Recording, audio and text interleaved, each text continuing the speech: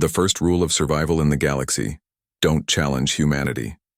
Commander Zethkar of the Hegemony's Third Fleet adjusted his chitinous plates as he reviewed the intelligence reports on his holographic display. The bipedal species from the AE, third planet of the Sol system, had been causing quite a stir across the Outer Rim territories.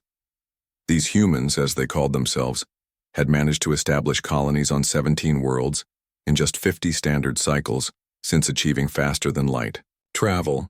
Impressive for primitives, he clicked to his tactical officer, Lieutenant Vexhai. But they've expanded too far, too fast. Time to remind them of their place in the galactic hierarchy. The hegemony had ruled this sector for 3,000 cycles.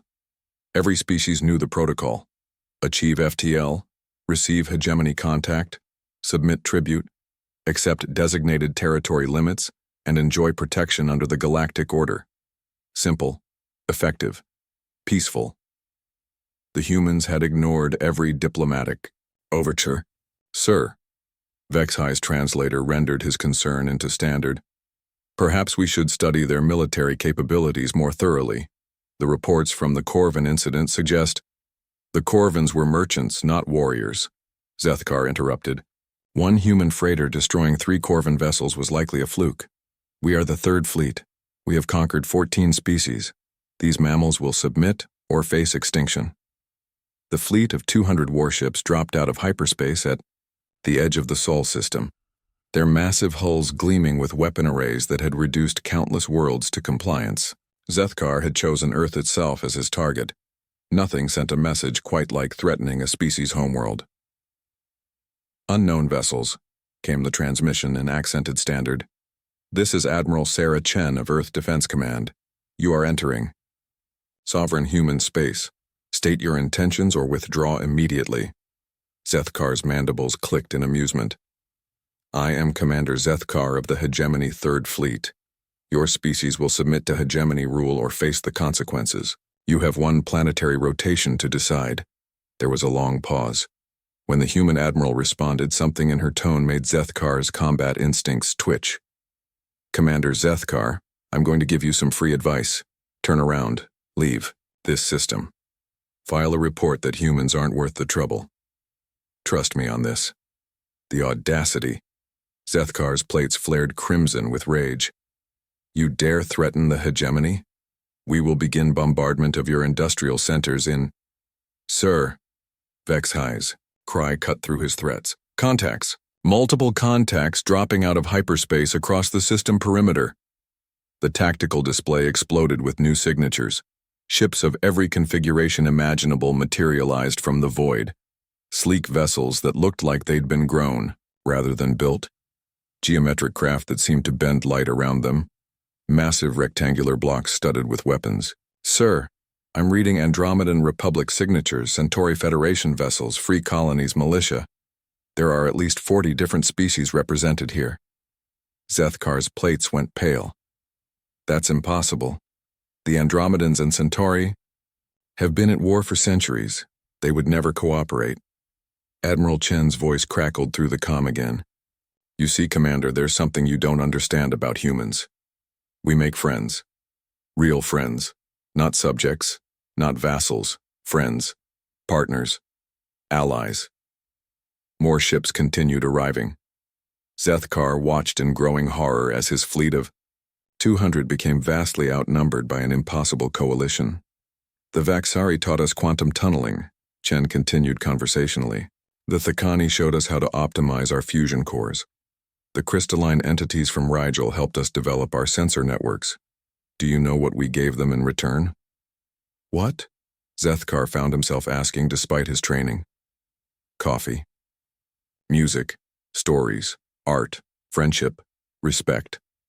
We listened when they talked about their cultures, their dreams, their fears. We didn't demand tribute or submission. We offered trade, cooperation, mutual defense agreements. Amazing what you can accomplish when you treat people as equals instead of subjects. Zethkar's tactical officer was frantically calculating engagement probabilities. The numbers were devastating. Sir, recommend immediate withdrawal. We're outnumbered 12-1, and some of these weapon signatures don't match anything in our database. Oh, those are human designs, Chen said, apparently monitoring their communications. Turns out when you combine 47 different species knowledge bases and let human engineers play with the results, you get some interesting innovations.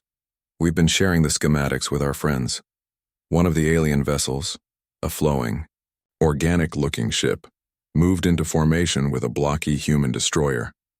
Their different technologies somehow integrated seamlessly, their combined firepower far exceeding the sum of their parts. "This is impossible," Zethkar whispered. "Species don't cooperate like this. There's always competition, hierarchy, dominance." "There is, when you make it about that," Chen agreed. "But humans learned something a long time ago. We're stronger, together than apart.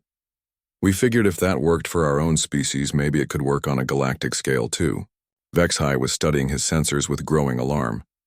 "Sir, I'm detecting massive industrial activity throughout this system. Not just on Earth. They've got shipyards, manufacturing plants, research stations. This entire system is a fortress." "Jointly operated facilities," Chen explained. "Amazing how fast you can build when 47 species pool their resources and expertise. Oh, and Commander, that one human freighter that took out 3 Corvin ships? Captain Martinez sends his regards. His ship's been upgraded since then. Corvin shield technology, Andromedan weapons, human determination. He's part of our rapid response fleet now." Zethkar stared at the tactical display showing hundreds of allied vessels representing dozens of species, all unified in defense of humanity's homeworld. It defied every assumption about galactic politics he'd ever held. "You could have ruled through fear and force," he said quietly. "We tried that once with ourselves," Admiral Chen replied. "Nearly destroyed our own planet. We decided to try something different instead. Turns out most species are pretty reasonable when you approach them with respect instead of threats." The hegemony fleet withdrew without firing a shot. Within a standard cycle, 3 more hegemony client species had declared independence and requested human mediation for defensive alliances. The galactic balance of power had shifted, not through conquest, but through friendship. And in the tactical academies across civilized space, a new rule was added to the curriculum. When dealing with humans, remember, they don't make enemies, they make friends, and their friends will follow them to hell and back.